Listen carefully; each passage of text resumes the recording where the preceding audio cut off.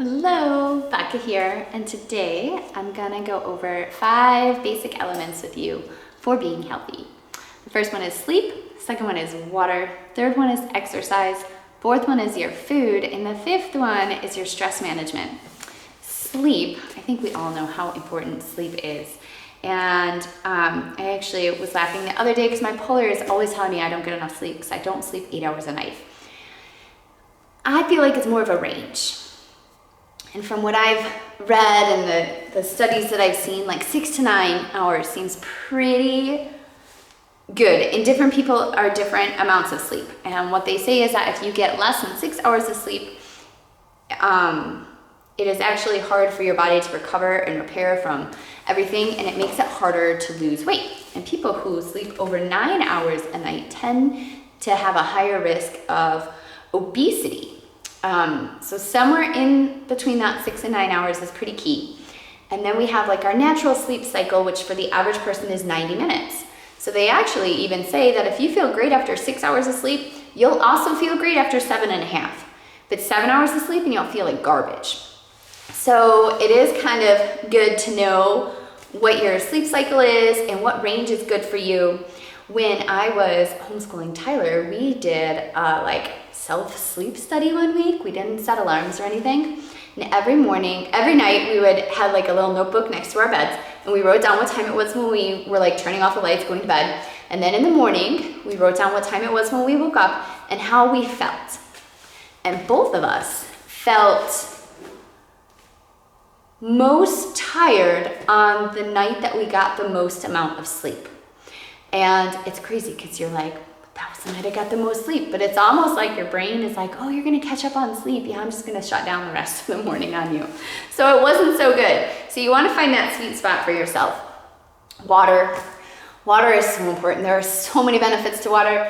I do feel like there is a push for people to kind of overdrink the water. You do get water from different vegetables and different foods that you eat. But kind of overall as a nation, we're pretty chronically dehydrated. A lot of times we think we're hungry when we're really not hungry, we're thirsty, but we've kind of shut off that I'm thirsty feeling, and you don't even realize that you're thirsty. You just are like, oh, I'm so hungry. So I oftentimes tell people, if you think that you're hungry, drink a glass of water and see if you feel better.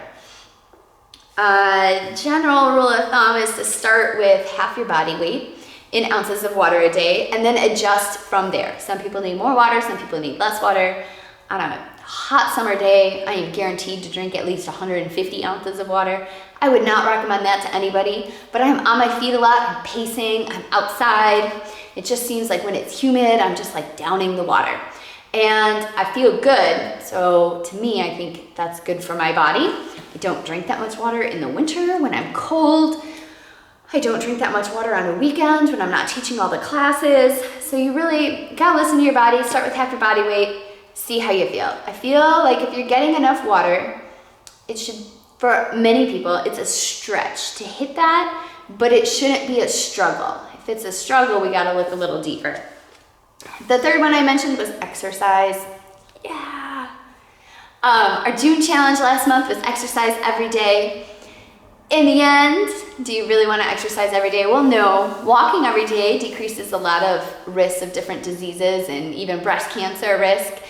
But a strenuous workout every day is not recommended.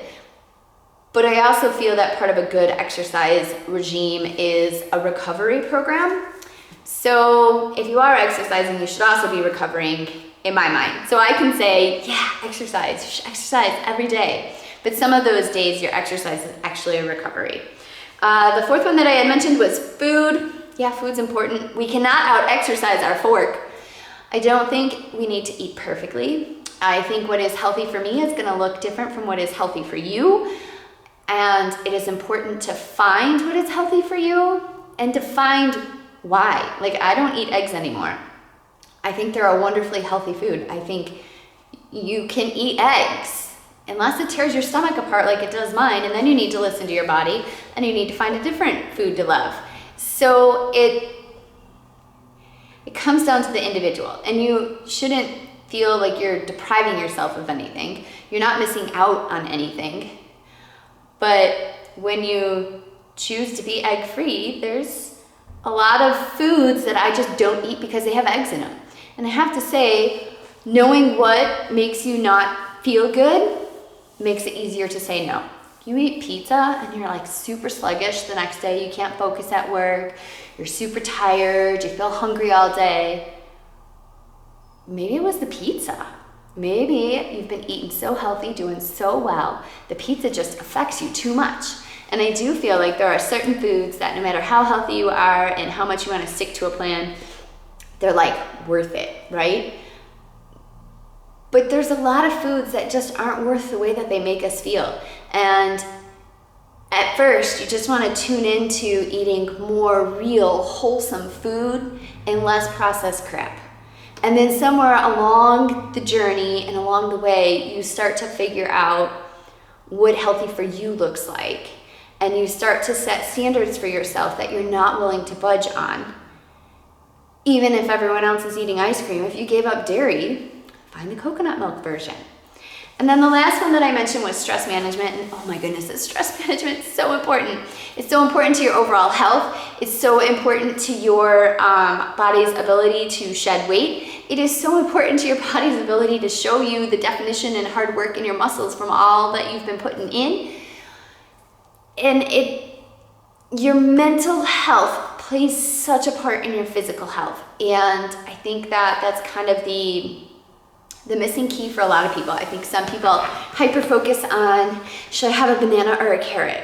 Well, it doesn't matter which one you have. Stop eating the bread. But stress management so often isn't talked about. And stress management can affect our workout quality. It can affect our sleep quality. It can affect our relationships. So that's my 5th pillar. My little 5 basics to getting you healthy. I would love to know what you think about my 5. What one do you need to work on most? And maybe you think I left something off. I'd love to hear that too. Have a great day.